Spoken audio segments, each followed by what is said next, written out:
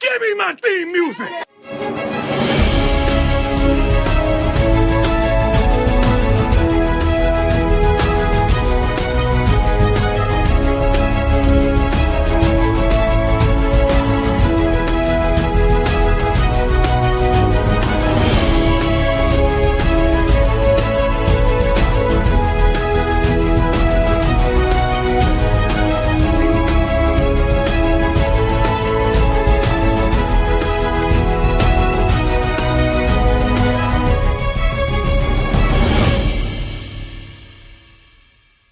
Something that I embrace, having to sit a game that really kind of messed up my head a little bit. So I knew that when I came back, I just had to be that leader that coach was looking for. We got a young team, and like I said before, I'm one of the older guys on the team. So they looking up to the older guys to step up and be that leader, and that's what I'm trying my best to do for this team.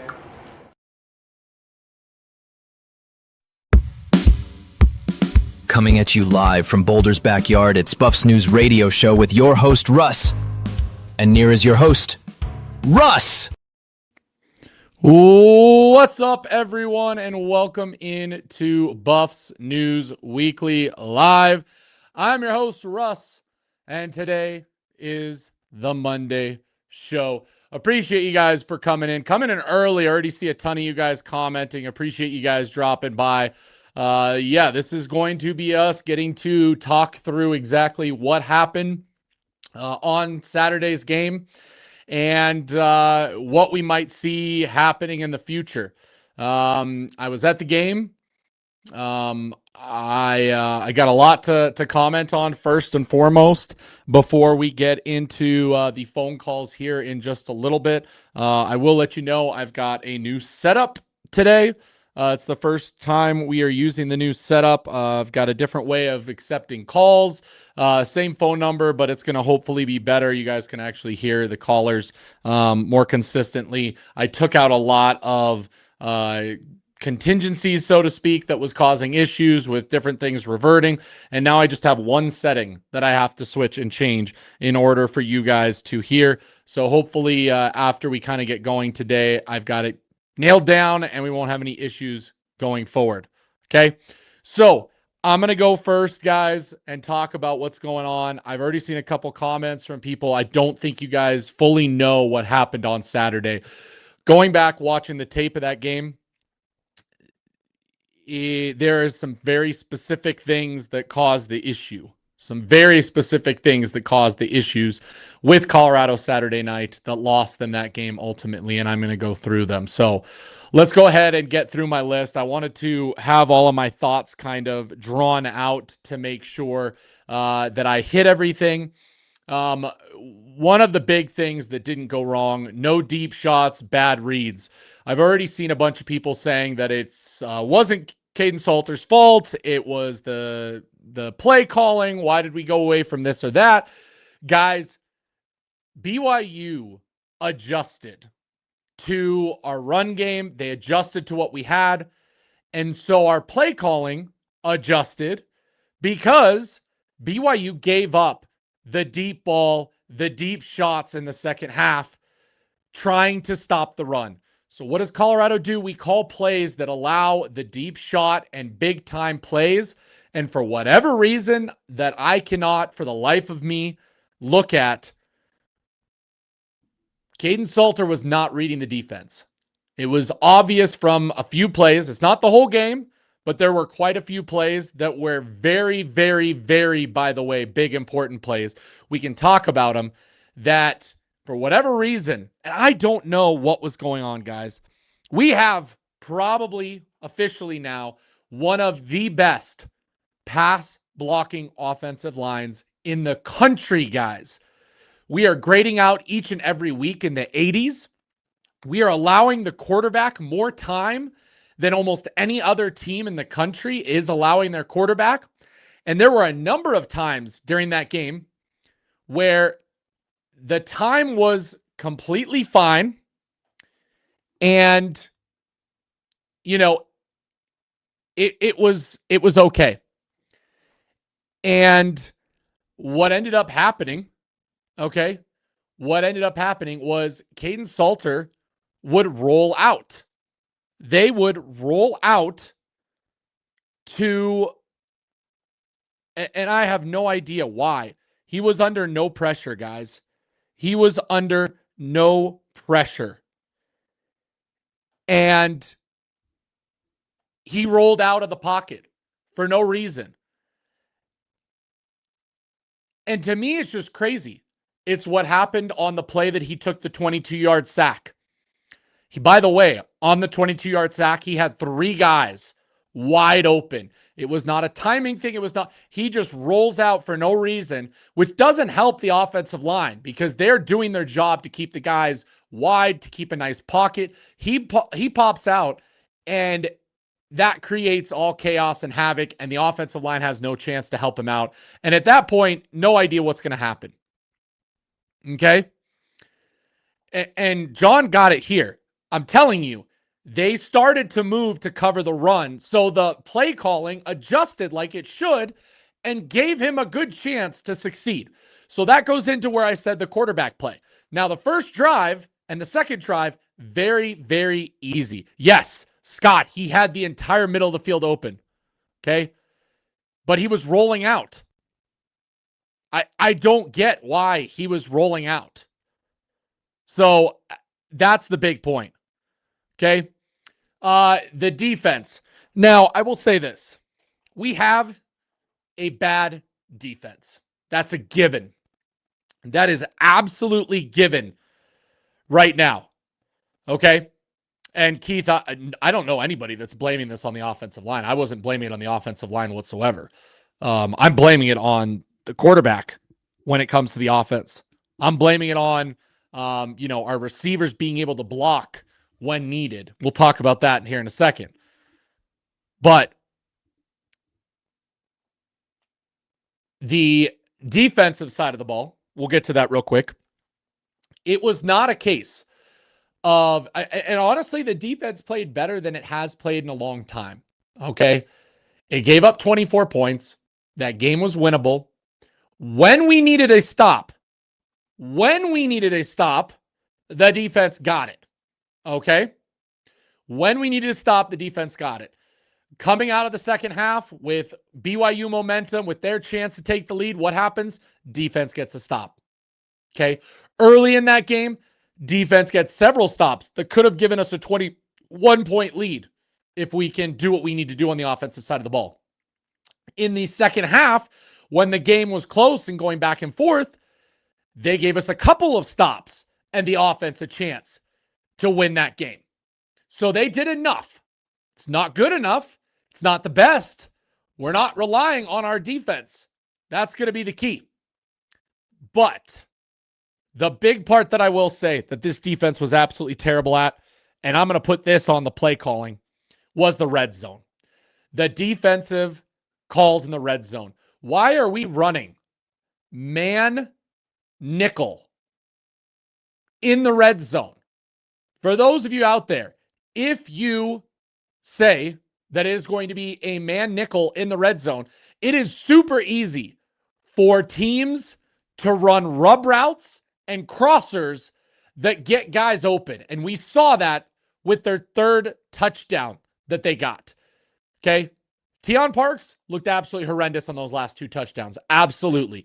The last one, though, I will say it was a little hard for him because he had to go through a bunch of players and he got slightly picked as he went across, which is why the guy was wide open. The first one that Deion Parks had absolutely got cooked. Absolutely got cooked 1v1 with his man and wide open. So why are we running man on the goal line? I have no clue. I have no clue what we are doing there. It doesn't make sense to me. That is bad play call on the defensive side. So that's the part that I'm going to say is bad. The second part that is defense/offense, the penalties. The pass interferences are getting absolutely ridiculous. Now, where every single one of pass interference, there was probably maybe one that wasn't. The rest of them were. The cornerbacks are not turning their head. They're not putting themselves in the right position.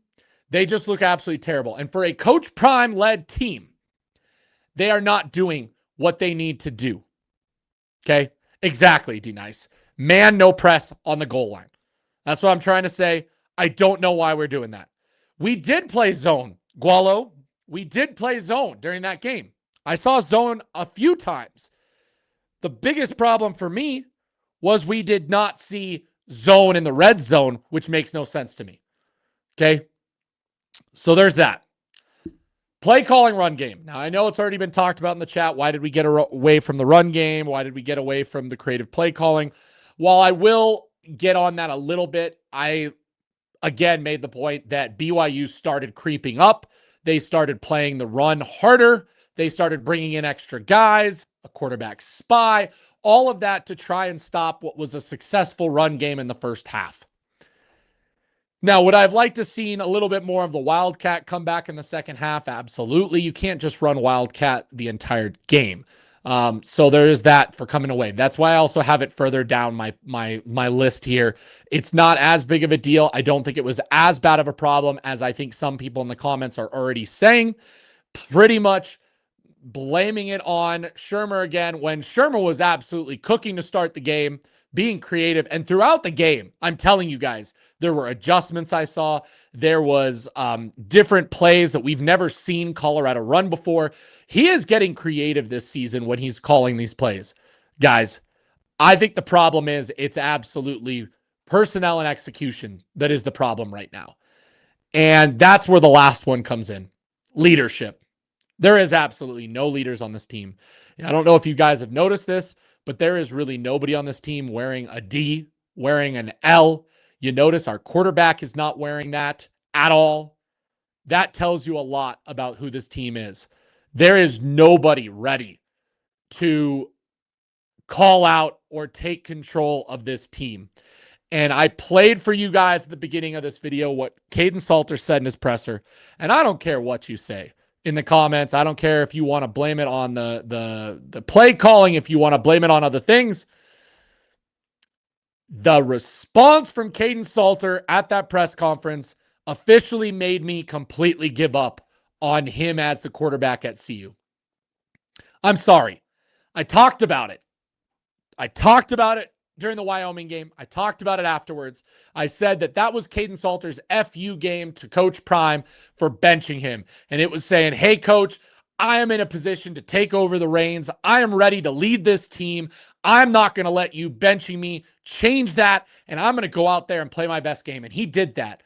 But then he has a game where he does not perform up to the level he needs to and gets outplayed, honestly, across the field by a freshman quarterback who was efficient and did what he needed to do even when his team went down 14 points. And yet you've got a chance in the post-game presser to take responsibility and say that it was you that did this, but instead you say that, oh, benching me, got into my head. I played the whole comment. I played his whole response. I would have just preferred from the get-go that he said, I would have preferred had he just said, hey, this is on me. I'm going to get better. Just don't even bring up the fact that you got benched at that point, because it's putting it out there in the words of an excuse.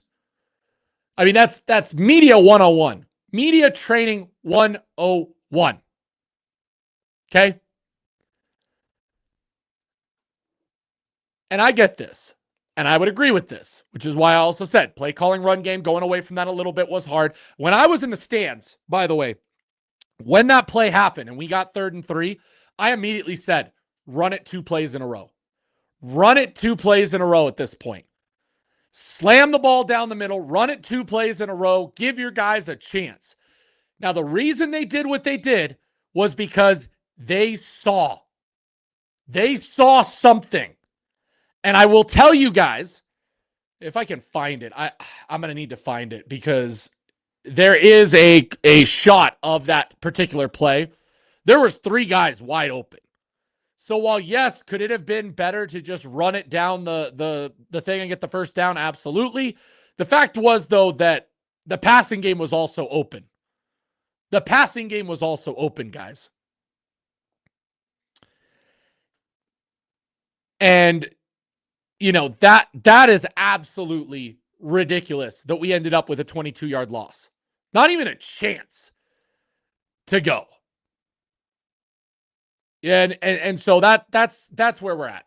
So those are the things that I believe went wrong. Okay? Those are the things that I believe went wrong. So I'm hoping, I really am. I'm hoping that, guys, it's rough. It's tough. It really is. And I get it. And to the other point that's being talked about, I mean, a lot of people, I mean, the big thing was, and I had BYU fans all around me. I was in their section. CU was supposed to get completely demolished. And when it really comes down to it, I mean, a lot of people will say that this is, dumb. This is homerism, whatever. I don't think as much as BYU winning that game as CU giving that game away. Whether it was the penalties, whether it was the stupid plays that we made, whether it was the stupid play calls that were just obvious things. Yes, whoever said it, the 3rd and 17 that we decide not to spy and we leave the entire middle of the field open for the quarterback to run for 16 yards. Absolutely atrocious play calling there. The man-to-man defense in the red zone, absolutely atrocious play calling there. Offensively, I'm telling you, in the second half, the deep shots were open. The deep shots were open, and we didn't see one single attempt at a deep shot by our quarterback. Not even an attempt to throw it deep and see what happens. And my biggest problem with this, guys, my biggest problem with that is look at what was happening on the other side of the ball. Look at what happened every time BYU threw it up deep. Did they complete any deep passes? No. Did they get 3 different pass interference calls on deep plays? Yes. There was literally one deep ball that we broke up, that DJ McKinney broke up and didn't get called for a pass interference call. The other 3 times they did it, they got the first down as a result of throwing it up and giving their guy a chance. I don't know why Caden Salter, literally that's what he did so well against Wyoming, was he took those shots. He took those shots in that game. Even when he didn't connect with like Sincere Brown on the one, it still makes the defense think and it pushes them back off the line. They get pushed in too far, then you push it back up, and then you start running the ball again. It's simple football. I mean, honestly, this is what Jordan Seaton was talking about. You run the ball to open up the pass. They did that well Saturday.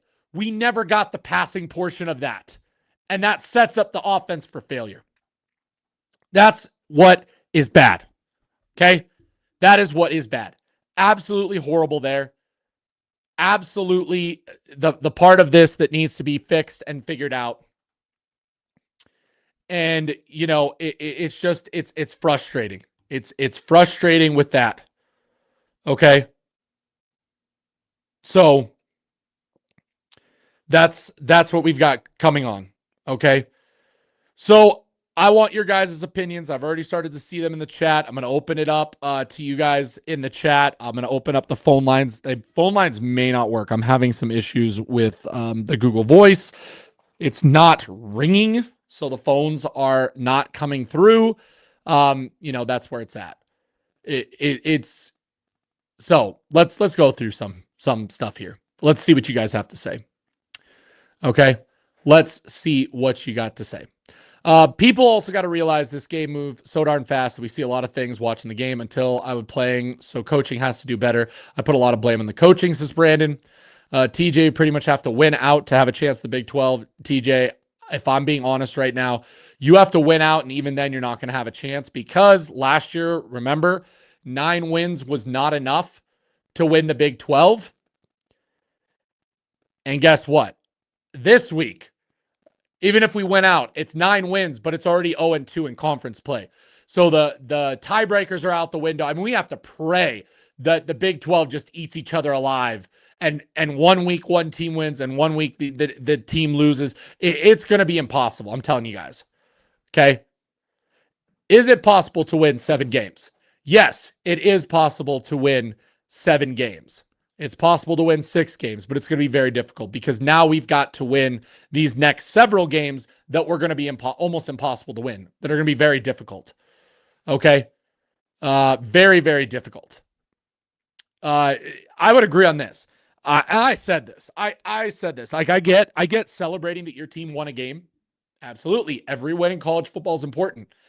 But the last 2 weeks has been the blueprint of how to beat BYU. And if you are a disciplined team that can do enough, you can beat them, and you probably will, because CU should have beat them Saturday. And there are teams that are better than CU that will be playing BYU shortly. All I kept hearing all week from everybody in the chat, from everybody on social media, was that BYU has the best defense in college football. Yet CU put up 21 points and had one of their better rushing games of the prime era against this BYU defensive front. The offensive line, by the way, for Colorado absolutely dominated. BYU person, media person tweeted out today after rewatch that the interior of BYU's line was absolutely atrocious that game. They could not do anything against our interior. They could not pass rush. They could not get pushback when it came to the running game.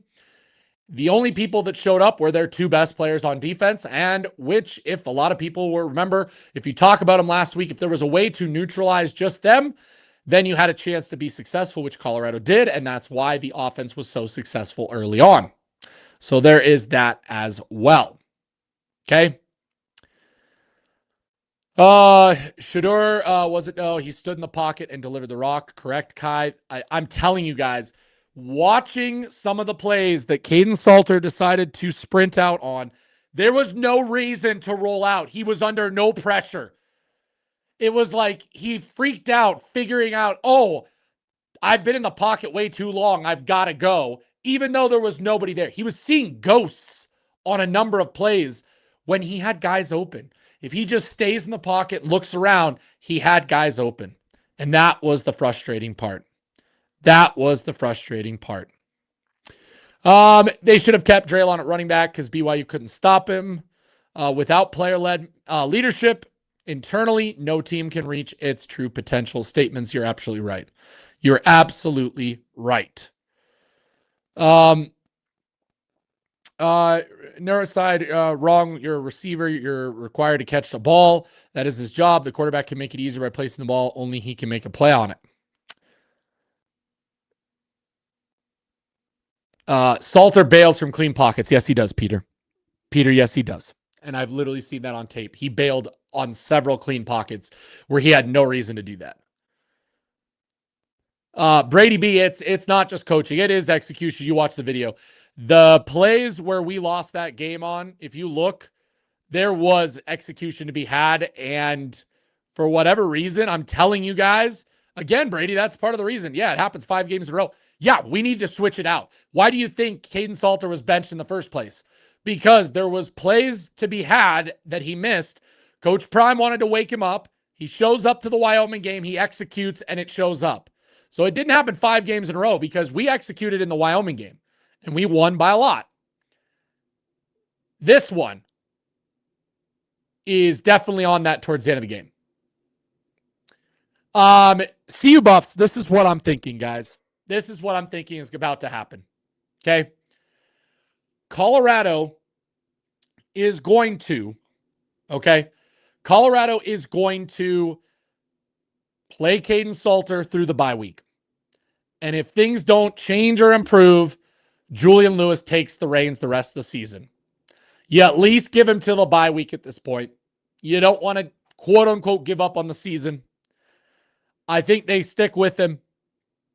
I think that they go until the bye week. I do. I know, Cam. That's the frustrating part. We are so close to being a good team. We are so close, but yet so far away. We still lost both games.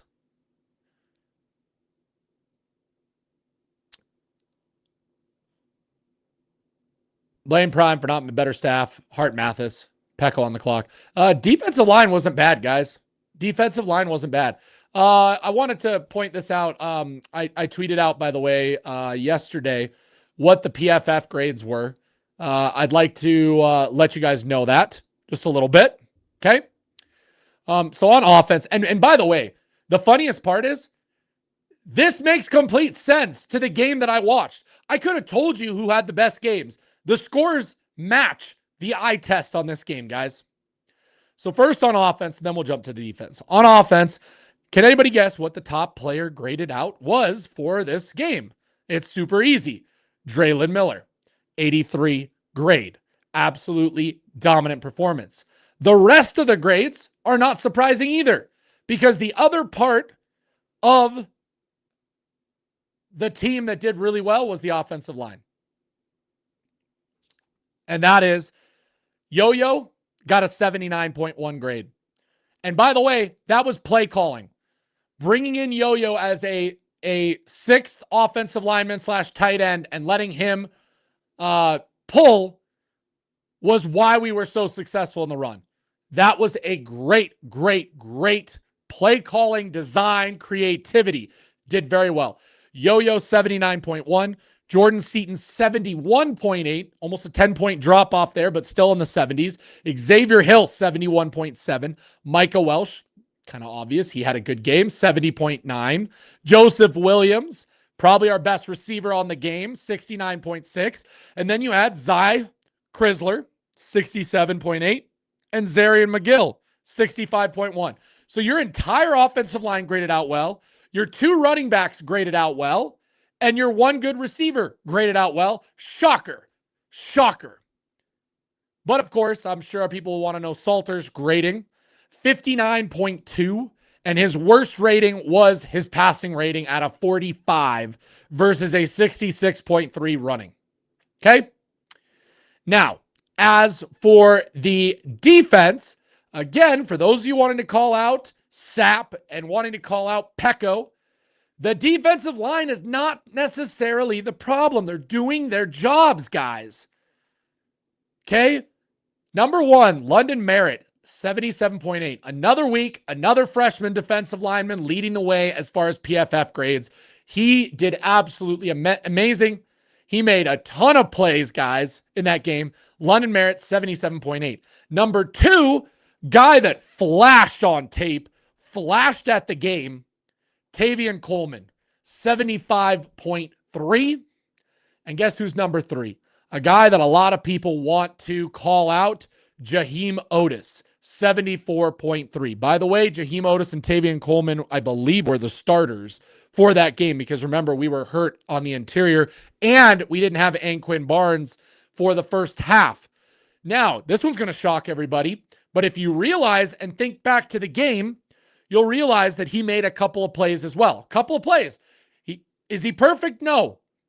But the fourth rated defender was Carter Stoutmeyer at a 71.7. Now remember, he almost had the pick that went right through his hands. Sucks. I'm pissed about it. He also had the play in the red zone that stopped them from scoring a touchdown where he deflected that pass. Okay? Then we had Anquin Barnes Jr., 69.5. Arden Walker, 68. Tafiq Byard, 67.8. Quincy Wiggins, 66.5. Alex McPherson, 65.2. Makari Vickers, 64.5. So all of our defensive linemen are the top graded guys on this team. Everything else is absolutely horrible. Okay? So I'm just saying, especially in the run game, guys, yes, is it nice to get some pushback from your defensive line? Is it good to get some, tackles behind the line of scrimmage, which, by the way, we did get a few of those. We got more against them than they did against us. So there's that. The D-line was fine. It is the secondary that is the problem right now, guys. It is the linebackers that are the problem right now. That is the biggest reason that we are giving up so many big plays. When the runs go to the outside and the corners have to be, responsible, they have issues. When, of course, the deep ball's in play or the crossing routes are in play, we have issues. The linebackers are not hitting their holes correctly. They are misreading the play and overplaying and causing things to be open. I mean, you guys have got it.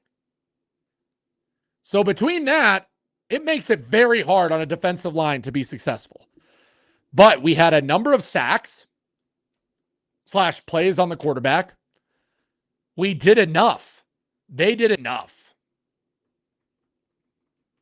So that's where it's at. That's the problem right there, guys.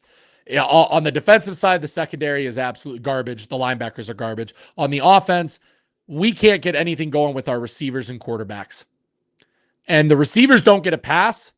They're open on the passing plays. That's not the problem. The problem is the receivers when it comes to blocking.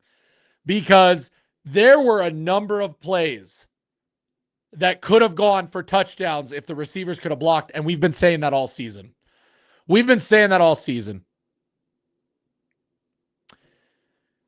So there's that, guys. Now I'm going to see if the phone lines work. Let's see if it works, guys. I don't have any promises on that. If they don't work, they don't work. I'll get it back up for the next show. I'll figure out what's going on. I didn't have enough time. They were working earlier, and then they just randomly stopped. So I got to make sure that they work going forward. So if you want to call in, give your opinions, let me know what you think of Saturday's games and what's happening.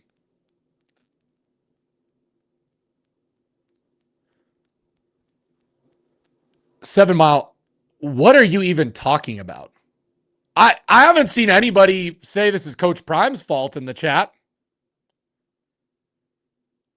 Like, yeah, anybody online that's calling for Coach Prime's head is definitely not right, because things could be a lot worse than they are.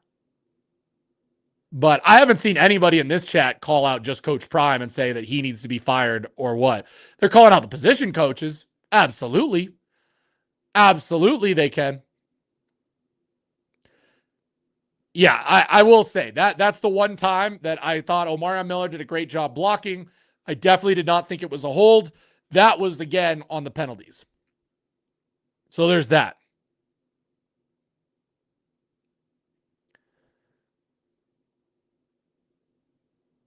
Oh, okay. Yeah. I know for sure. But and you have to question whether or not their actual CU fans are just crazy college fans.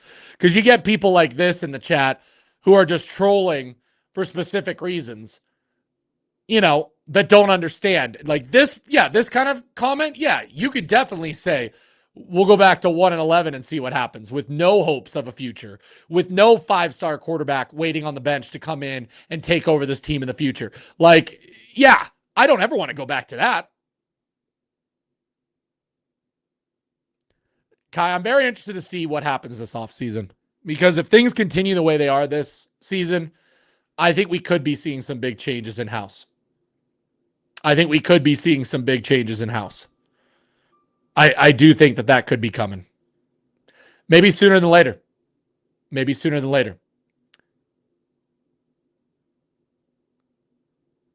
Okay, let's see if this is going to work. Incoming,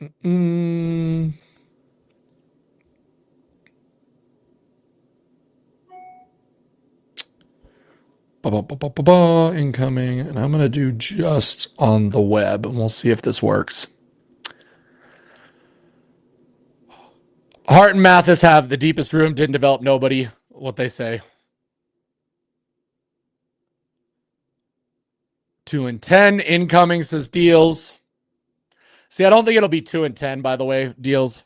I do think if we play like we did on Saturday, even how piss poor we did, we're beating West Virginia, and I think we have a chance against Kansas State. You got to realize, guys, I want to beat the good teams. I want to win the Big 12. That's what I wanted. And we have competed and only lost by a total of 10 points to 2 ranked undefeated opponents. Like, by the way, right now, guys, CU has officially the 4th most difficult schedule in the entire country based on how every team is playing. And yet, we lose by 3 points to BYU and we lose by 7 points to Georgia Tech. So the question is, are the teams we're playing going to be better or worse than either of those teams? I think you got it here. Who said it? Who said after the game? Yeah, CU will beat West Virginia. Yes, we will. And I do think we have a chance to beat K-State. I really do, because K-State's having some big issues as well.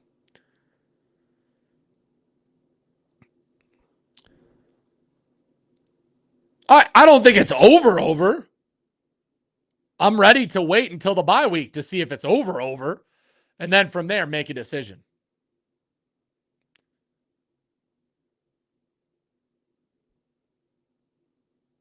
I don't know if that's 100% true. Because didn't Ohio State just win? I mean, Ryan Day, is he calling the plays? I'm pretty sure he's got a pretty darn good offensive coordinator. I'm pretty sure a lot of those teams have very good offensive and defensive coordinators. So there's that.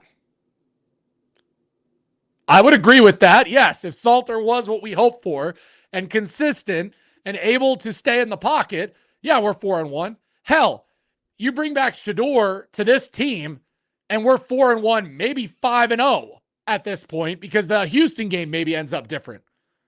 Just saying. We need a pocket quarterback at this point. That's really what it comes down to. Ron, I appreciate the $9.99 to help with my drinking woes. Russ, I kind of hope Coach Prime leaves. Some of the fans are ungrateful. He should go to the SEC where he can recruit, but get them dogs in line. Both sides, your thoughts. He's not going to the SEC. With his performance this year, no SEC team's going to take him. He's not leaving. Okay? If Coach Prime's leaving, he's leaving because he's retiring from coaching, or he's going to figure out something in the NFL. I don't know. But he's not going to an SEC. This is what I don't get. This is one thing. And Ron, I'm not saying that you're this or, it's a bad comment. I'm not saying that. But everybody talks about how shitty Colorado is, how terrible we are, how terrible of a coach Coach Prime is. And then in the next sentence, there will be people that say he needs to go to an SEC school. Like, that's the crazy part. That's the crazy part. Peter, you get it. Peter's not even trolling tonight, guys. He could say a lot worse things about this team, and he is talking about it.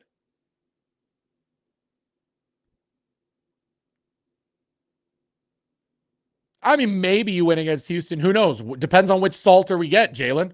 Are we taking deep shots against Houston, or are we, running out of clean pockets? Which Salter are you getting? Deep down, do I feel like we could have won with Salter quarterback? Absolutely. Absolutely, I do. But could we have done something stupid to still lose that? Yeah, we could go what ifs. Who knows if he would have with this team? Again, we can all go what ifs. I can go what ifs. That was a bad what if. I'm just saying. This offensive line is being wasted right now, guys.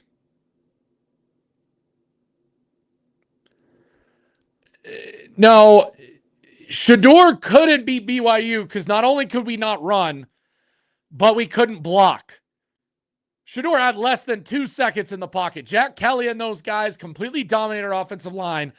And I heard BYU fans before Saturday's game saying that they were going to get 10 sacks in that game.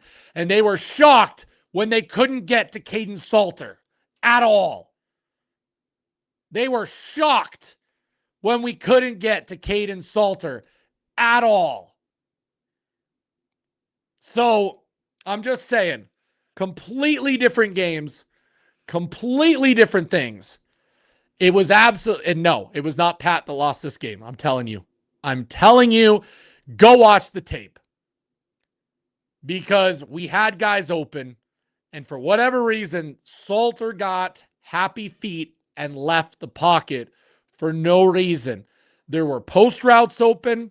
There was underneath open. The third and short play that turned into 4th and 22 after the sack, he had 3 guys wide open at the first down markers that he decided not to throw it and instead ran out of a fully protected pocket. There was nobody pressuring him. No, I don't think Seton leaves. I truly don't think Seton leaves. I'm telling you guys, I think you guys are going to be a little bit surprised.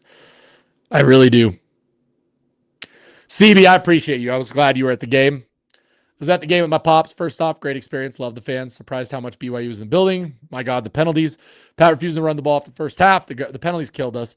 When it came to BYU fans, you got to realize, too, that Boulder is a short drive, quote unquote, from BYU. And who wouldn't want to go to Boulder for a weekend? So between that, you're going to travel pretty well. You're going to have a packed away side of the stadium. I don't know if he has one.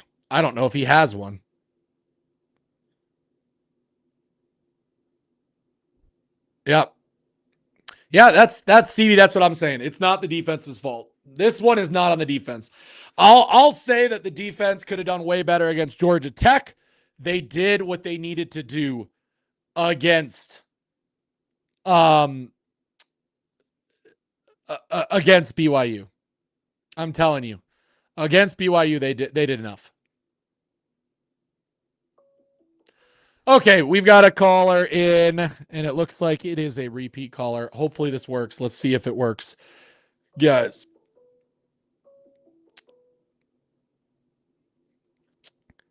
Thank you for calling Buffs News Weekly. This is Russ. Who do I have the pleasure of speaking with, and where are you calling from? Yep, Kai, I recognize the number. Appreciate you calling back in. What do you have to say about Saturday's game?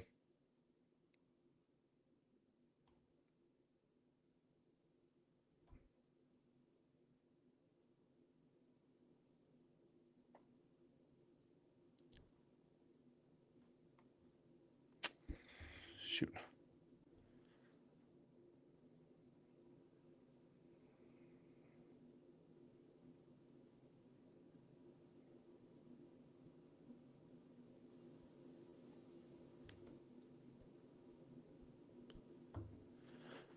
Hold on 1 second. This is what I was afraid of, doing it this way. Give me 1 second here.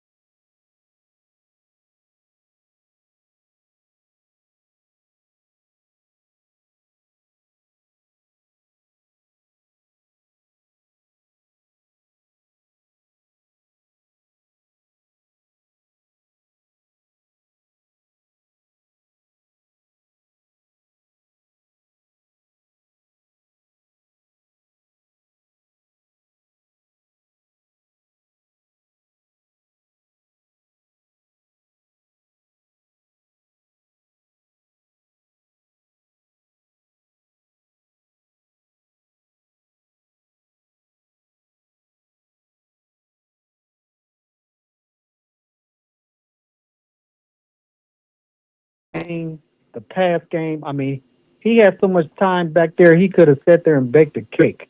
He kept running out of the pocket for some reason. I don't know why he was running out of the pocket. Yep. He never stepped up. Nope. You know what I mean? Nope, he didn't. And yeah, and I'm like, even if he had just stepped up, he could have ran for 10 yards. So yes, I don't know what was out. Do you think the moment is or the stage is too big for him? The lights are too big for him? I don't know what it is. I don't know if it's, the whole like quarterback timer in his head going off and he's just shocked that he has that much time. Like it's really frustrating when it comes to that. And, that I noticed it all game. Like, and the big sack that he took, yeah, it was from him rolling out to his right. And there was no reason to roll to his right.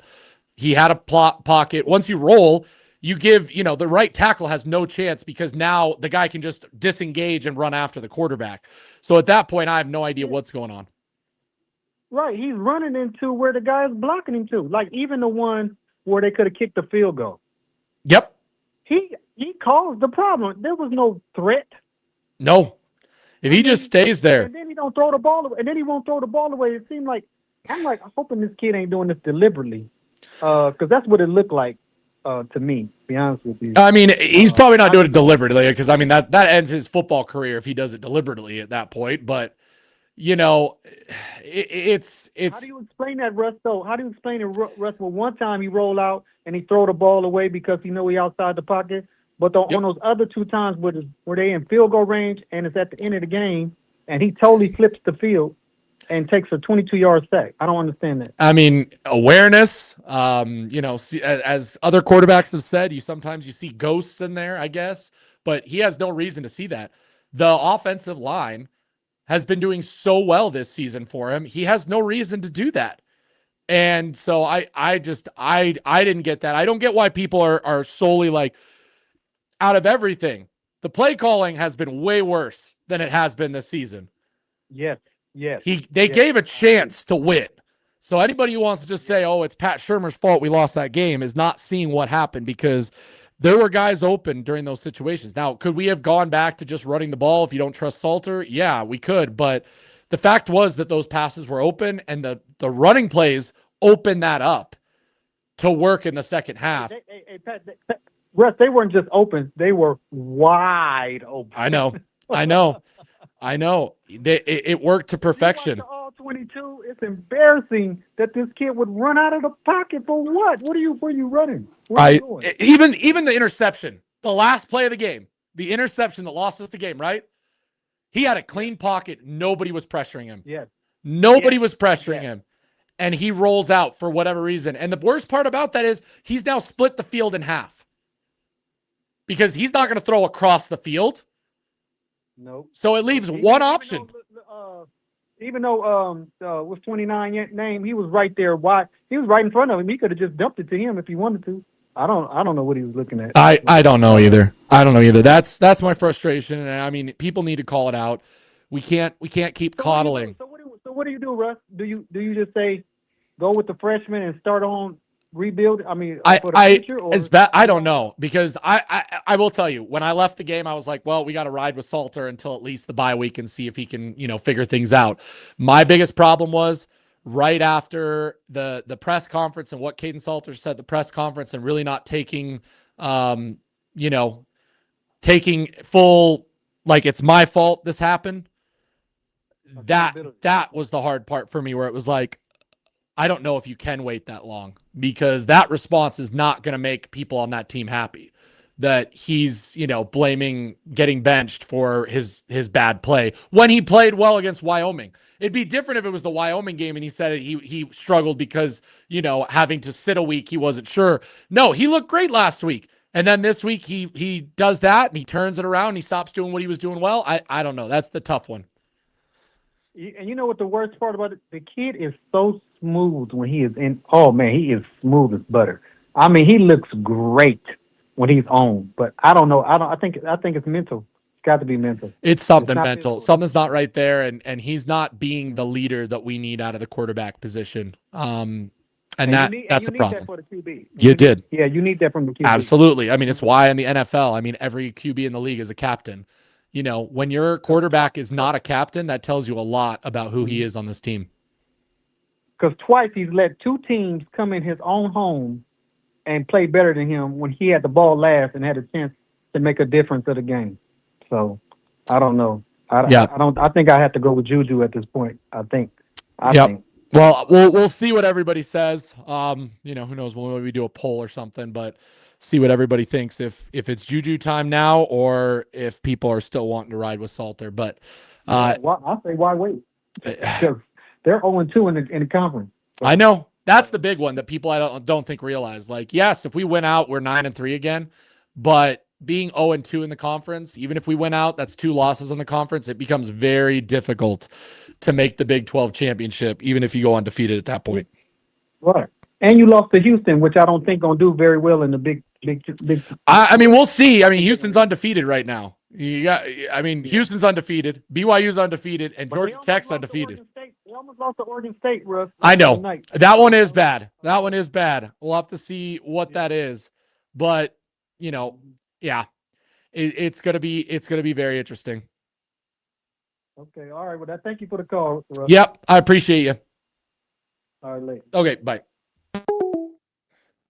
Yeah, what I may have to do is if you call in, I may have to call you back because it's not ringing. It's not ringing in.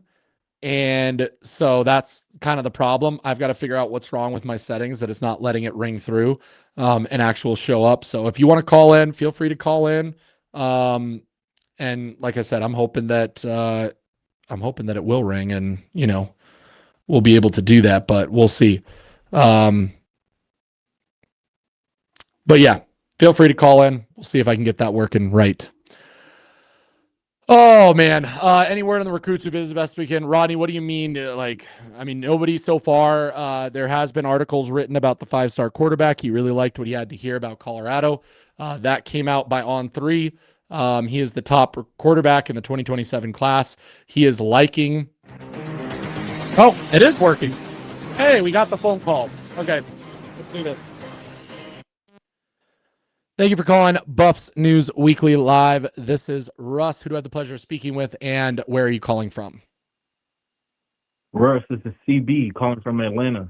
Hey, CB, appreciate ya. Hope you enjoyed your trip to Boulder. I did. Had a great time. Good. Well, what do you got to say? What do you got to say about the Saturday game? Let's hear your thoughts. Yeah, first and foremost, like I said earlier, the fan experience was amazing.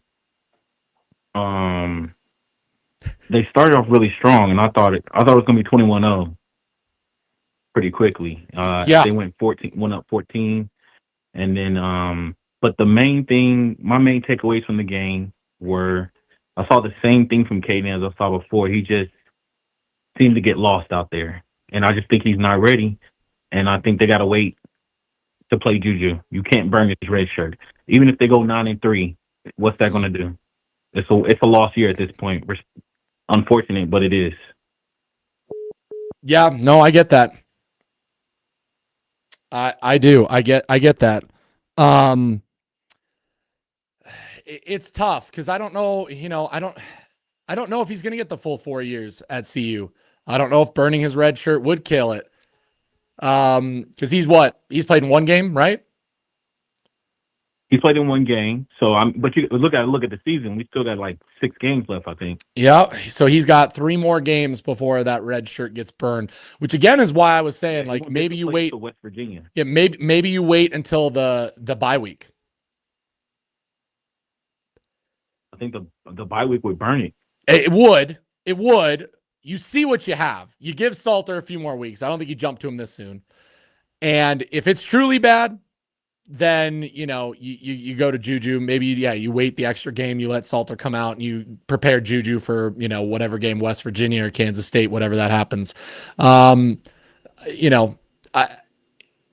going to be interesting. Yeah. I mean, he's definitely gonna play at least 3 more games this season. I feel like if they burn his red shirt, even if they go 9-3 to not make the playoff, it'll just compound the mistakes that have already been made. And one thing I do want to add, Russ, something people aren't talking about, Coach Prom's health issues this summer. Yep. I think respectfully his assistants failed him because the team did seem like they didn't progress in the manner they needed to be ready for the season. And a big piece of that, I think, is Coach Prom not setting the standard, being there to set the standard, even though I feel like the assistants should have been able to do that without him there. I've been saying that all season. Like, I would agree with that. That I do think that Coach Prime not being there, not being able to set the culture, not being able to, get those guys early, I would agree with that. I think you're right in that. I think we don't say enough of that. So to anybody that wants to say like Coach Prime's the problem, I think we got to remember that and see what happens next year. I'm never going to be somebody that's going to ask for Coach Prime to be fired or anything like some people online are right now. But No. I think that's a massive part that not a lot of people are talking about. And I think that does play to the fact that maybe we will see some cleaning of the house when it comes to position coaches this offseason, going forward. So do you want to see Salter then to play out the season, or what are you doing then at quarterback if you're not doing Juju? We gotta just keep Salter for now. We cannot Juju's gonna start this season. He's gonna play, but it's not worth burning his red shirt. It's just not. And then plus if people think he's going to turn pro, he needs to build up his body. So I think 4 years of college to really develop his body would make him that first-round draft pick. Yep. He doesn't seem like a rush like Arch Manning. And then the only other thing I would add is in regards to Coach Prime, I think one thing is he's a little too loyal, And then the second piece is that if he could just add someone to manage game management on the staff, I think that would really take it to the next level, because that's the biggest chink in the armor right now, I feel, besides the scouting evaluation that occurred this offseason at a number of positions, is the game management has to improve, because what I saw in the BYU game is what I saw last year against Kansas State right before halftime, in the Georgia Tech game earlier this year. Yep. And I'm sure a couple of times in the first season too. I'd agree with that. CB, I'm going to go ahead and everybody in the chat saying this as well, but you're going to win fan take of the week. So email me your contact info. We'll shoot you out a Taco Bell shirt this week, so at least you get something else to take home. All right, we'll do. Yeah, so Buffs News Weekly at gmail.com. It's also, if you go to the main page on YouTube, it's at the very top. There's some of that info listed if you need to find it there. Otherwise, just, tweet me or comment to me if you need to get a hold of me. All right, thanks, Russ. Have a great one. Yeah, you too, CB. Appreciate you. All right, bye. Okay. Yes, I need to turn off my... Okay, we got another call. I did turn off my ringer, so appreciate you guys for the ringtone. Hey, I like my ringtones. What can I say? Buffs News Weekly Live. This is Russ. Who do I have the pleasure of speaking with, and where are you calling from? Pac-Man, I'm calling from Arlington, Texas. Where was that? Sorry, you cut out there for a sec. Arlington, Texas. Arlington, Texas. Okay, and good old Texas phone call. What do you have to say about the game Saturday night? Man, what I would like to say, start off positive. I like Michael Welch a lot. He has developed a lot. With the time management, it's been like this for a long time. I don't know. I just wish we could have pressed on it when it was 14-3, that next drive, instead of running the ball a little more. We decided to do a couple of screen passes, and then we decided to punt the ball away. It was 14-3. I know we could have got the first down. It was like a 4th and 2 or something, 4th and 1. Yeah. I think it was on the other side of the 50. I just wish we would have pressed down a little bit more. We always been conservative with the 4th and 1s and the 4th and 2s and stuff. Yeah, and another thing is, go ahead. Well, I was going to say, that doesn't send a good message to your offense either, especially when they were playing so well. I mean, you should trust your offense. I get trusting your defense, but I don't think we trust our defense yet to do those plays. And yeah, I would agree. I want to see us be more aggressive on those, especially when we're the underdogs. Like, we got nothing to lose. It's BYU that has everything to lose. You get that first down, BYU's done, and you're on your way to 21-0, 21-3. 21-3. And the game's completely different. It's over at that point. You pressing on them because they might be ranked better, but they're not better players. They might be a better team, but they're not better players than we have. Correct. Correct. Great kids. And I know next year kids are going to be great because our freshman class, I like all of them.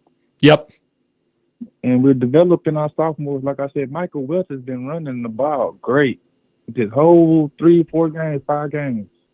And I wish he can get the ball more. And our receivers are the best receivers. And we can't even get them the ball. That's what I'm really hurt about. Like, we can't get our receivers the ball, and we got great receivers. Yep. Yeah, and they were open. They were open during that game. And Sincere had one target, but it was the last drive. Yep. O'Morion had his target on the first drive. That's it. Nothing in between, and we got great receivers.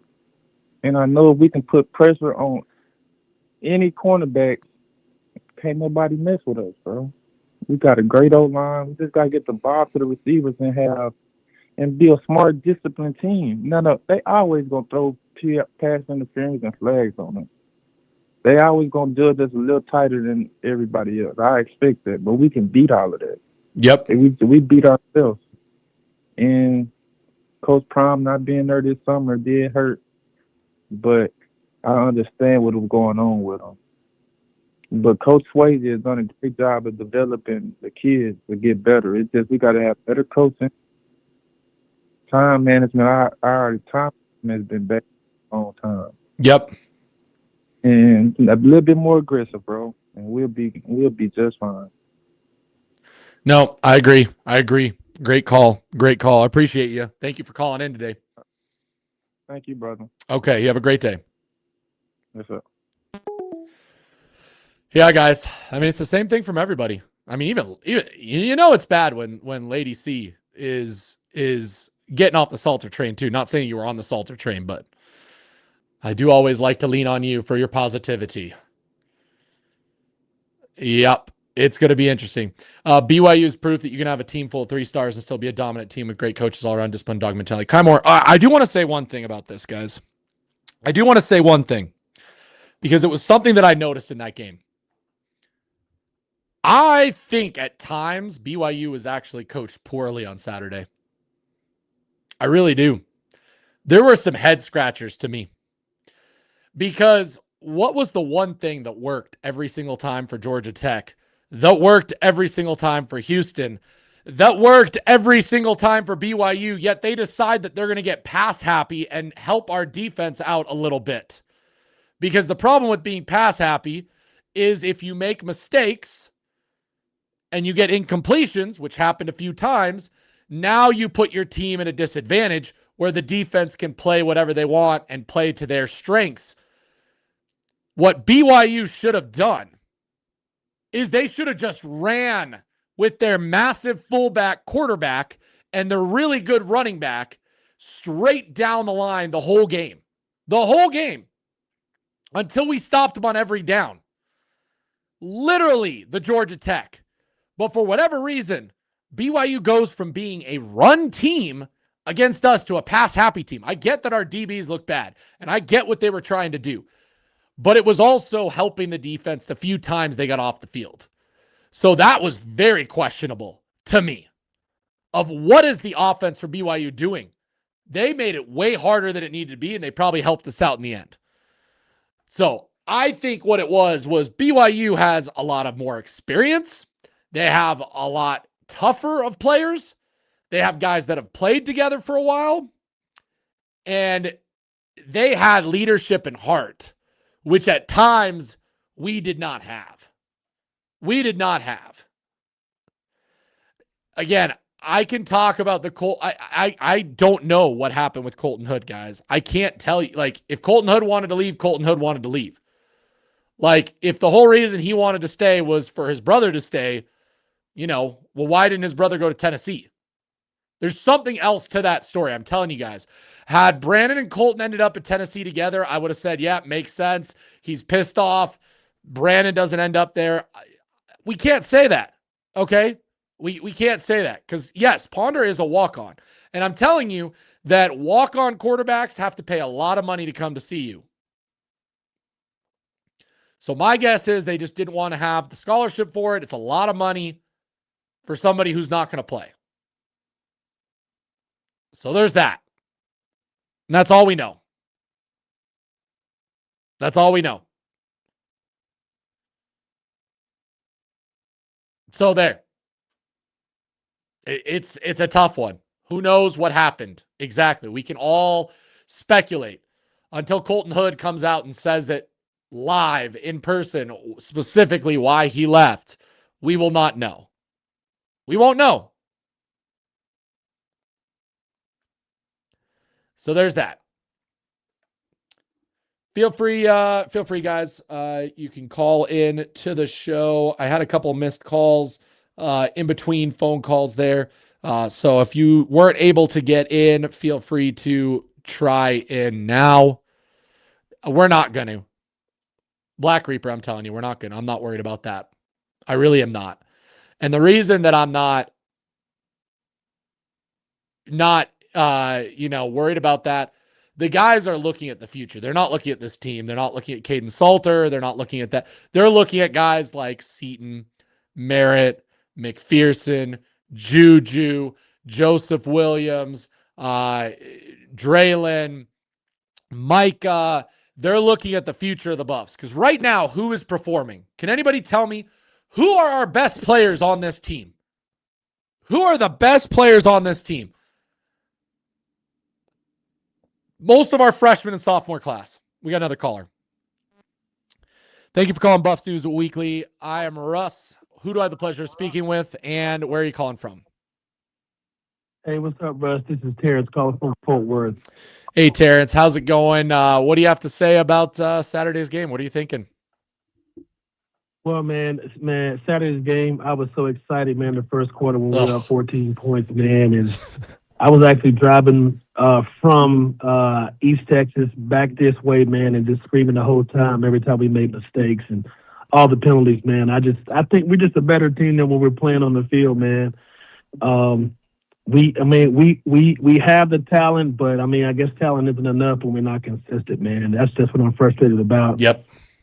And also, man, thinking about Caden Salter, I just think of it like this. I'm not making excuses for him, but just imagine being Caden Salter, showing up in Boulder, and your predecessors, his records are all over the place.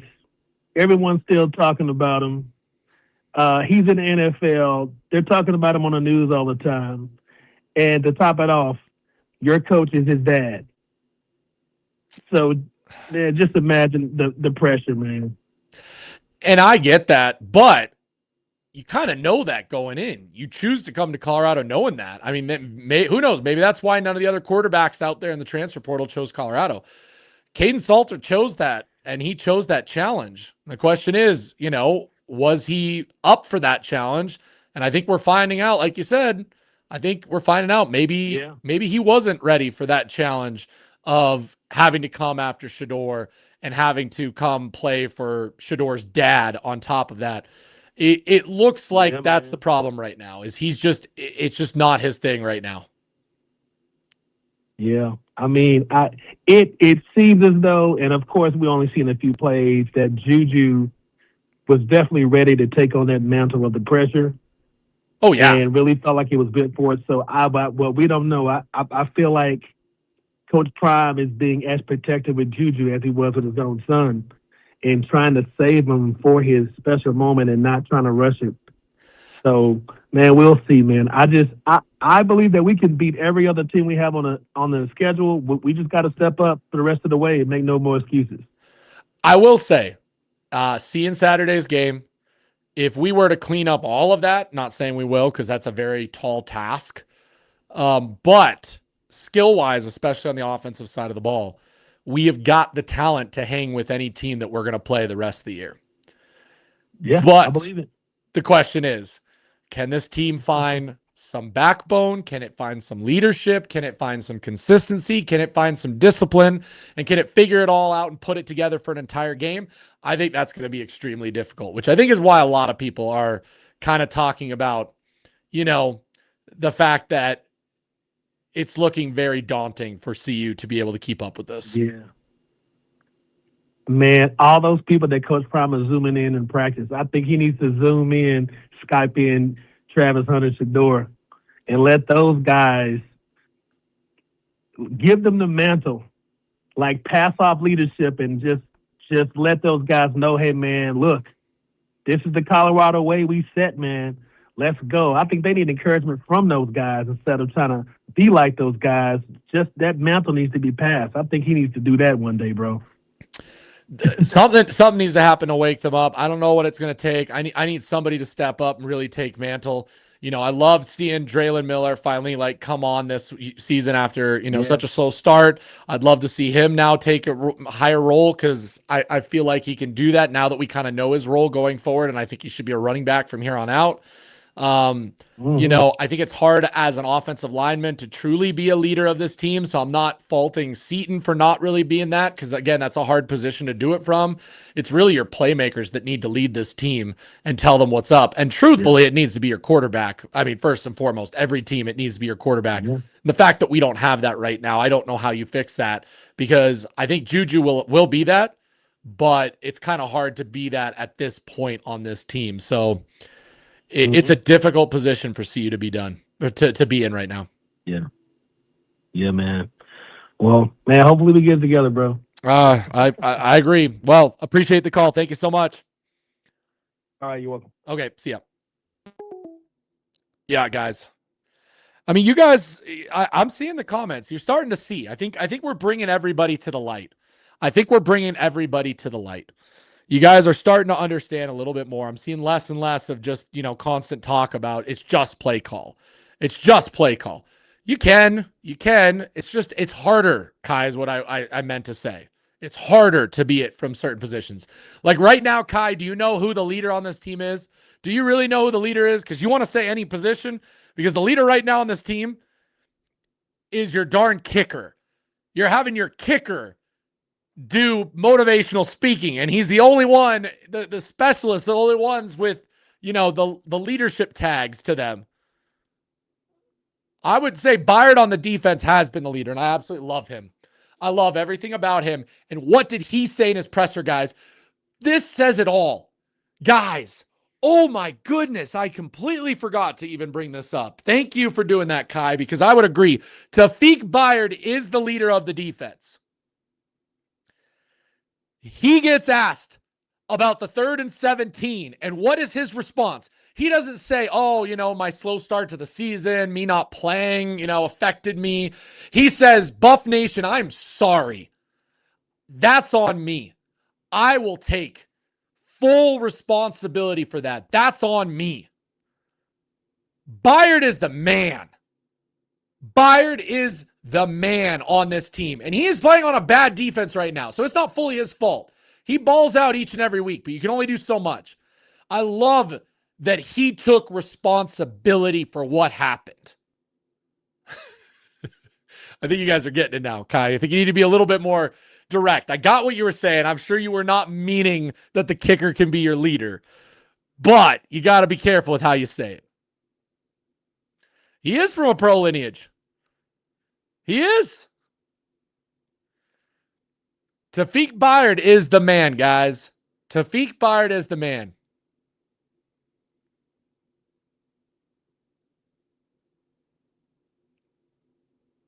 Yep. Guys, I'm telling you, the more and more we see, there is something going on. How the heck did this collapse happen without anyone seeing any warning signs? What are you talking about? Collapse, warning signs. What are we saying here? Buddy, this team is going to be great next year. I do truly believe that. That's why I also do believe that the guys are not going to decommit, okay? They're coming for prime. They're coming for this team that's being built, but it doesn't get built overnight. And the team wanted to compete. They wanted to compete this year. They brought in some plug players to try and fill that weren't good enough, and this is the result. But the fact is that the future for this team is pretty darn bright with the guys who are performing, because it is the young buffs who are the ones that are actually showing up. And I do have faith that Julian Lewis can be the good quarterback. I do. I really, really do.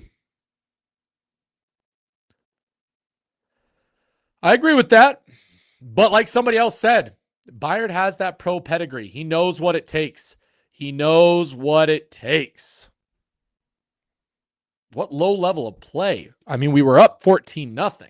If you're talking about collapse as far as like not being consistent, that's one thing.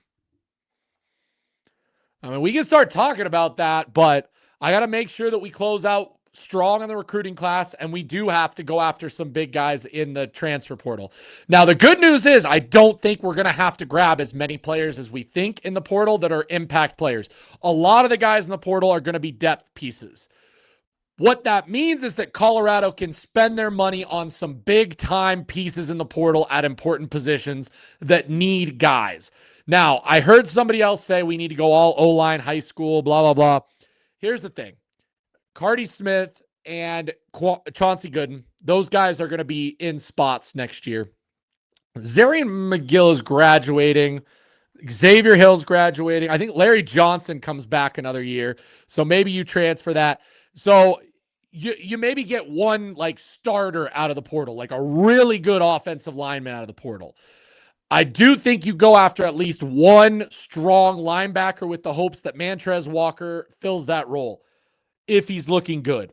That's another position where we will have to go get, even if we have a good incoming freshman linebacker class, but freshman linebackers usually do not pan out. They're not going to start right away. D-line, we've got guys coming up. We're going to add some more. You probably go after one big fish on the D-line. Corner is going to be a different story, guys. We are going to have to get corners out of the portal, whether you like it or not. The question is, can we get really good corners out of the portal? I don't know. I don't know what that's going to look like. Safety, we've got TJ Branch coming, guys. I'm excited to see what he does. I'm excited to see what he can become there. Byard, I believe, has another year unless he goes out to the NFL. So, that's where it is. That's what I was saying, Kai. That's what I'm saying. We need a linebacker. I don't think Mantrez starts right away. That's where it's at.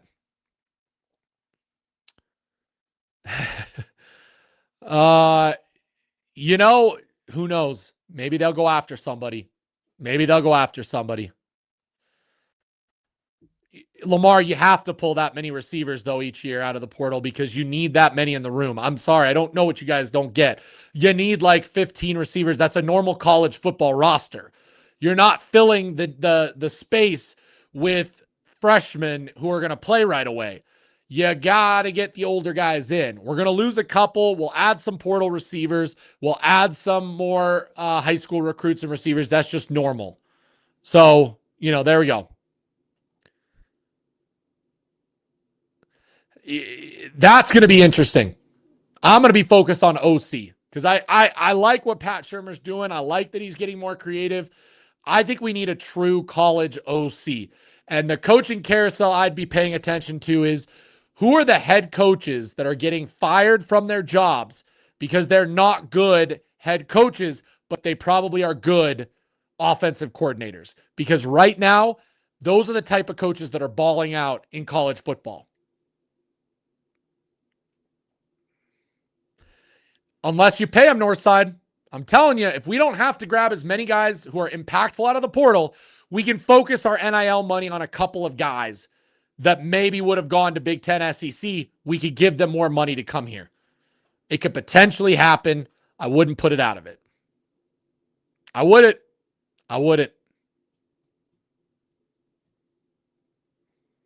And if it's, we don't know that, Northside. Again, you're just speculating. We have no confirmation that Brett is now calling plays. You guys are all assuming. If that's the case, then Shurmur's going to be out after the year. Okay? If that's the case, then Shurmur's out. We don't have to worry about that, is my point. Yeah. Oh, yeah. Gus Malzahn, ballin'. Absolutely. Oh, see, I was told that head coaches win national championships, not coordinators. But I brought this up and, kind of went over somebody's head. You need good coaches all the way across. Right now, I'd say Indiana is more talented. I will give it. I mean, Kirk Cignetti hit on a lot more guys in the portal than Colorado did this year. There's that. If the defense do the job, it's a couple situations we were in, we wouldn't have been there. Well, and that's what we need. We need a coordinator who's going to make decisions on personnel to get it right. That's what we truly need. We need personnel to do that decisions. Sorry, buddy. Nobody's touching Eric Bieniemy with a 10-foot pole for a reason. That's my point. Until we actually know, we're all speculating. Everybody is speculating. That is what Cignetti is good at, which is what a head coach should be good at. It's not necessarily the X's and O's. You need to be a good talent evaluator. You need to make the big decisions. You need to understand and make kind of the final decisions overall. That's where it's at. Yes, George Hilo needs to stay. I don't care what anybody says. He is a good coach.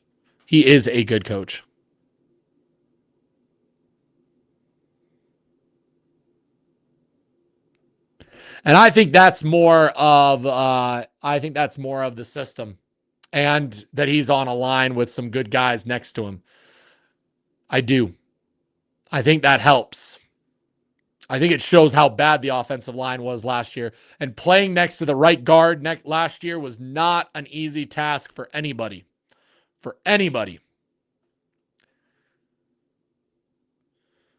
Carter was the fourth best player on the field. He had a decent game. I get what you're saying most of the time.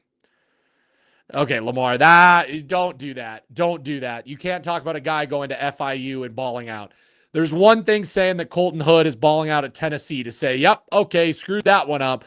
But for guys to go to lower level football and ball out, that doesn't necessarily say they're power four, especially when like half the people in the chat are saying, oh, stop getting these G5. Like Asad Wasim is a G5 player who is balling out at FIU. Balling out at FIU. He was not going to do that here. Oh, buddy, thank you. Thank you for that. Real quick, ad break. Don't forget to get your buff box from Taco Bell. Taco Bell still being an amazing supporter of CU Athletics, still donating money to the scholarship fund. That's right. Taco Bell is donating $1,000 per touchdown this year to the General Scholarship Fund. And they put in another couple $1,000 on Saturday with the 21 points, the 3 touchdowns that Colorado got. So again, doing pretty well there. But go out to your local Colorado Taco Bell and get your $7 buff box with 4 unbelievable classics. It is quite the value. And if you're not in the Colorado area, hey, you can now get the Y2K menu. That's right. 4 classics from the 2000s. Caramel apple empanada. Okay. Cool Ranch Doritos Loco Taco. Double decker taco, all for $3 or less, by the way. So get one of those items, get your buff box. That's $10. You're eating good. You can get one of these cups, which, by the way, these cups are looking like a steal now. You got the franchise, Jordan Seaton. You got the future, Julian Lewis on the cup. Oh, yeah, you've got the new running back, Draylon Miller, who absolutely balled out. He was our Taco Bell player of the week. And then, of course, Quentin Gibson, who is going to return a kick this year at some point. He's coming close. So, if you're hungry, go out to your Taco Bell, get yourself a meal. And as always, go Buffs and live Moss. Thanks again to Taco Bell. We appreciate that. Wasim's at FIU. He's playing really well at FIU.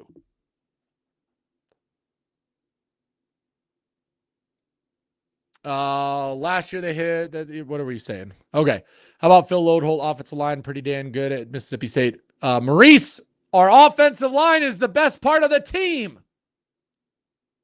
I don't want anybody mentioning Phil Loadholt in the chat when the offensive line is the best part of this team, and they are grading out in the high 80s. We literally have a top 5 pass blocking offensive line, and we have running backs that are averaging 6+ yards per carry.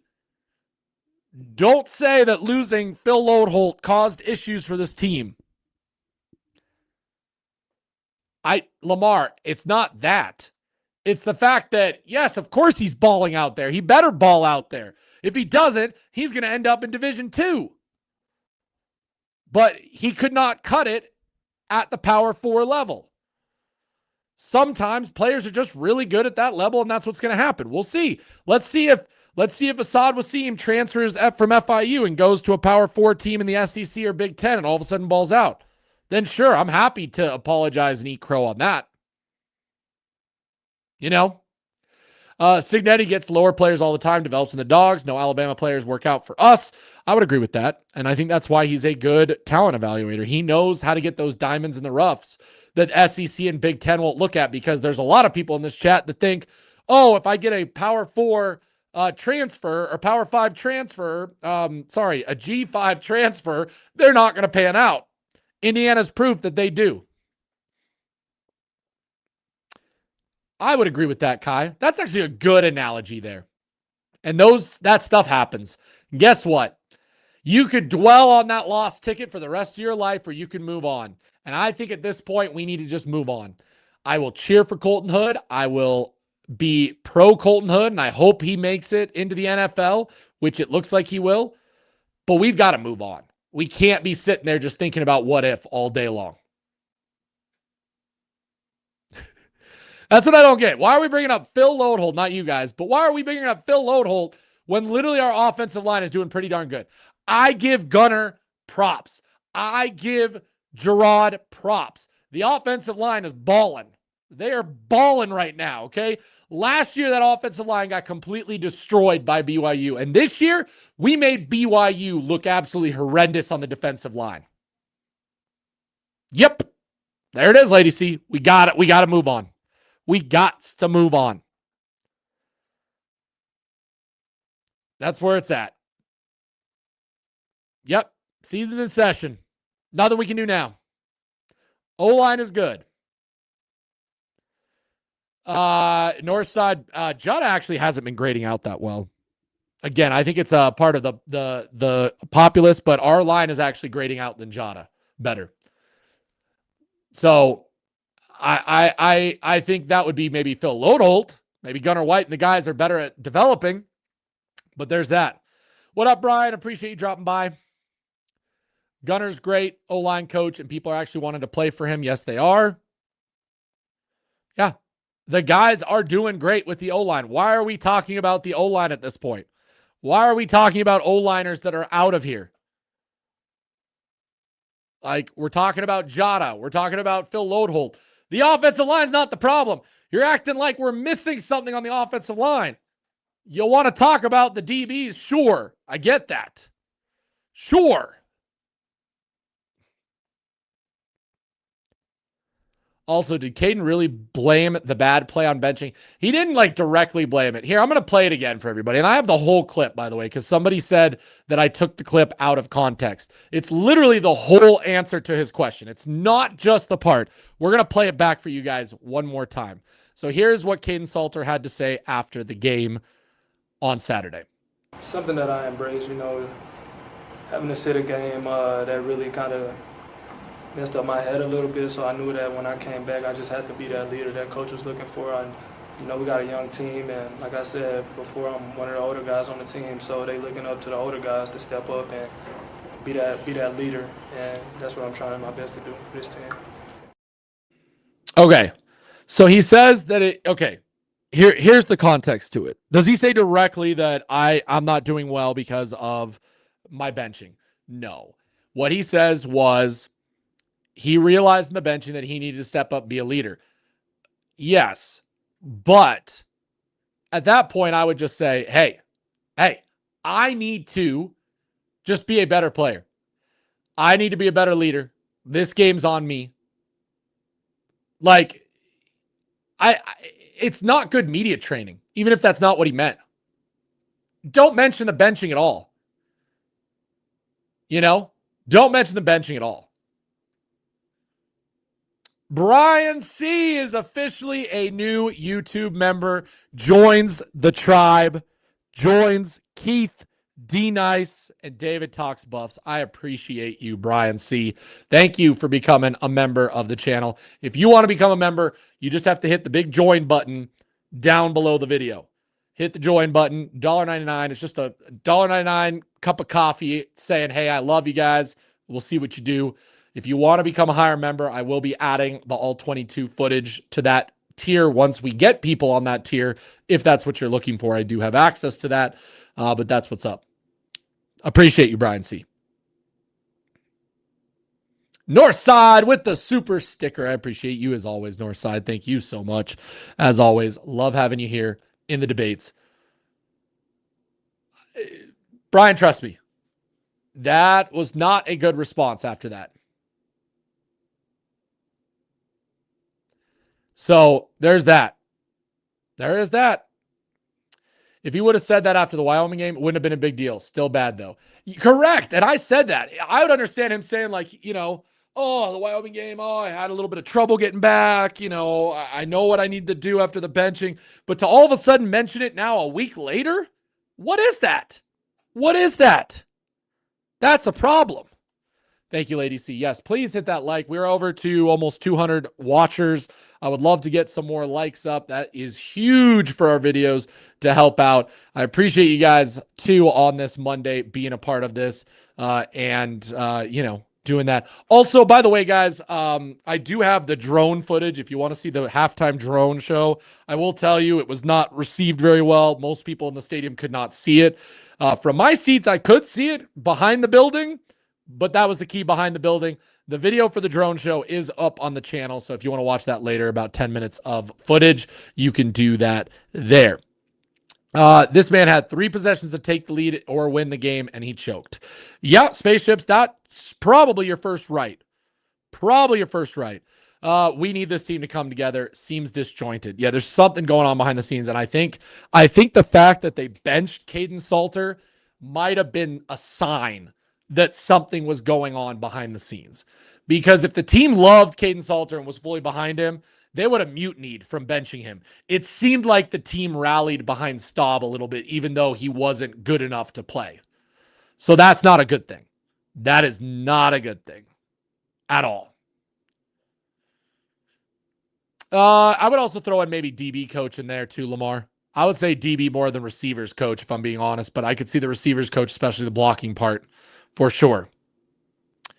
Out of my mind, it should be just below the video. I don't know if you're on mobile. I don't know what that looks like. But on desktop, it should be... Oh, hold on. Sorry. It should be just below to the right of Buffs News Weekly, a little join circle. I don't know what it is on the phone. My bad for... We're going to...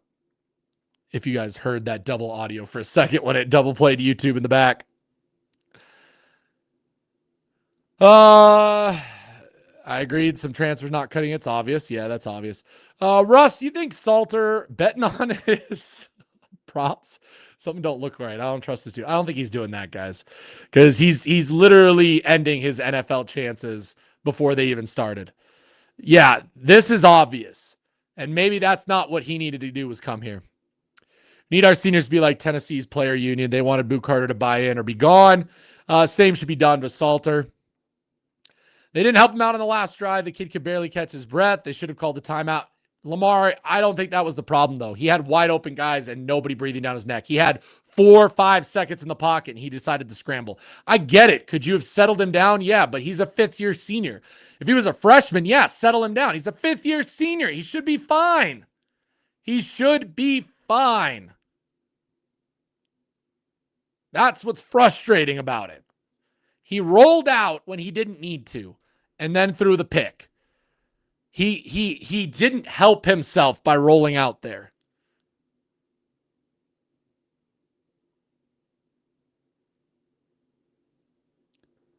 Yes, Fi. On top of that, Salter was responding to fans on Instagram, which, by the way, you're a piece of trash if you go and comment on a player's posts. If you mention a player directly and tell them how trash they are. Guys, there's no need for that in fandom, okay? There's no need for that if you're doing that. But he should also know better than commenting back. That's not going to help his case at all. So it's telling me that the media training isn't really there, okay? Isn't really there. You can't expect mercenaries to work out when they're mercenaries, except every other team has mercenaries that are working out just fine, Northside. We're not going to do this again with the whole, can transfers work? They needed to call timeout, plan, and set up the next couple plays. They had a couple plays already out of my mind. You don't think they had a couple plays set up and they knew what they were calling in the 2-minute drill? Absolutely. The idea is, you save the timeouts, especially if you need a field goal. If you need a field goal, you need to be able to call a timeout and stop the clock if you get down into field goal range so that you can give your kicker plenty of time to kick the field goal rather than sprinting on. You got to remember that part. While I don't agree with holding on to the timeouts, it's not the timeouts didn't lose us that game right there. There was about 20 other plays that lost us that game. Yes, Coach Prime needs to figure out his clock management timeout situation, but to focus solely on that and say that's why Caden Salter didn't play well is not, it's an excuse. That's an excuse. I went on Caden's Instagram page and told him to stop bailing out from the pocket. That one's fine. I see that. Yep, there's a join button next to the bell notification bell on my Android. Okay, so it's next to the bell for Bad Mama. I don't know what the YouTube one it looks like on the phone, but I appreciate you guys. I do. I appreciate you guys. So there's that. Salter is not very vocal with the wide receivers. He's always sitting on the bench to himself, not talking with the receivers, and he wasn't talking to Staub when he was the quarterback either. So it's a little bit interesting there. Timeouts roll over. Something happens there, that's for sure. Okay, guys, we've been going at this for an hour and a half. I appreciate you guys. I'm going to get out of here. I'm going to call it a night. Thank you guys so much. Appreciate it. Appreciate what you guys do. Appreciate you guys supporting me. I'm being honest, guys. I absolutely love this community. I love what you guys are able to do. I love our new member. Thank you for joining up there, Brian, for becoming a member. If anybody else wants to become a member, $1.99 a month, it just, is your way of supporting me, saying, hey, have a cup of coffee on me. I appreciate it. If we get enough, by the way, members, I will start doing some extra things for you guys. It's hard right now because there's only 4 members. 3 members. No, 4. It's 4 members now. So if you want to do that, feel free. But I appreciate you guys so much. Hey, Wednesday night, we will do the Buff Blitz. We will talk about TCU, what to expect there. We will turn the page. This is the end. Okay? It's over. We're moving on from BYU. We're moving to TCU. And we're going to see if hopefully the team can bounce back and show some resilience when it comes to this season. Because that's where we're at, guys. That's where it's at. $2.99. Sorry, after the game. Sorry. $2.99. My bad. It's $2.99. That's the lowest I can do. It allows me to do on YouTube for the lowest membership. $5 is the next one, which, again, I will have all 24 up. But yes, Northside, appreciate you. Hit that like button. You guys are awesome. You guys are so supportive. You've been great. Until Wednesday night for the Buff Blitz, I will talk to you guys later unless some breaking news happens between now and then. So thank you for watching. We'll get back, guys. We'll get back. So as always, for Buffs News Weekly, I'm Russ. Always and forever, Sco Buffs.